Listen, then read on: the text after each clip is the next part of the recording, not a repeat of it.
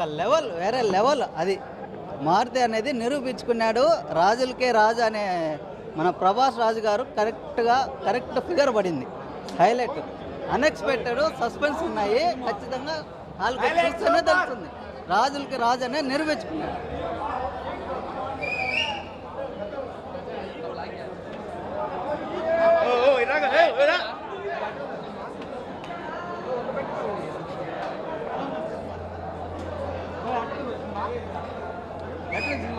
Cinema highlight bro, కొత్త చింపేసాడు మారుతి, చంపేసాడు. అయితే visuals అయితే హైలైట్ ఉంది, బీజం అయితే చంపేసాడు. అయితే అలుసుకోవాలి, చచ్చిపోయాడు, గొంతు కూడా పోయాడు. కామెడీ హైలైట్ ఉంది బ్రో. కామెడీ అయితే ప్రభాస్ అన్న వేరే లెవెల్ ఉంది. ఇప్పుడులాగా ఎప్పుడు చూడలేదు ప్రభాస్ అన్న. ప్రభాస్ రాజులకే రాజు, రాజులకే రాజు. రంపారెడ్డి కాదు బ్రో, వాడి అమ్మ పొగమ్మ వాడిని కొట్టేవాడే లేడు. ఎవడైనా సరే రండి, ప్రభాస్ అన్న తర్వాత ఎవడైనా సరే. సూపర్ గా ఉంది సినిమా అయితే, సూపర్ గా సూపర్ సినిమా.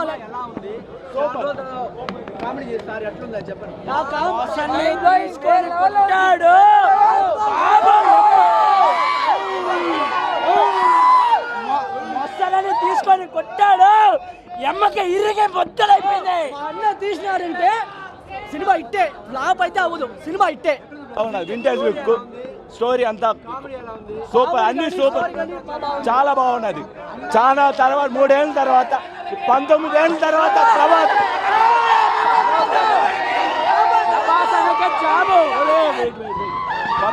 జూనియర్ ఒక డార్లింగ్ లాగా ప్రభాస్ని ఈరోజు చూస్తున్నాం. రాజులకే రాజు ప్రభాస్ రాజు, రాజులకే రాజు ప్రభాస్ రాజు.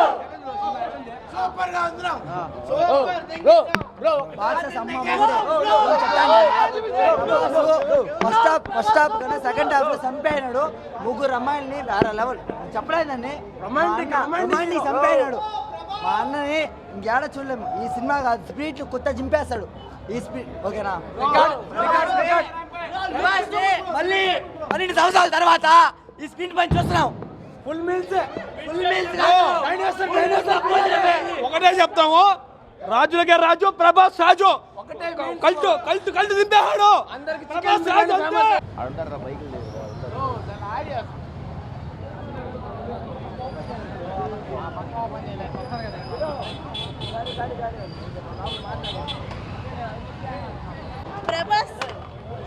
ప్రభాస్ కొత్తగా కనిపించాడు.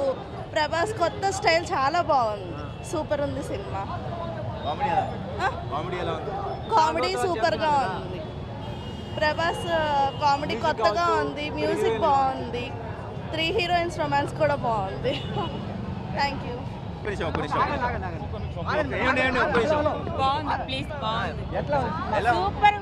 ఉంది, అలా ఉంది.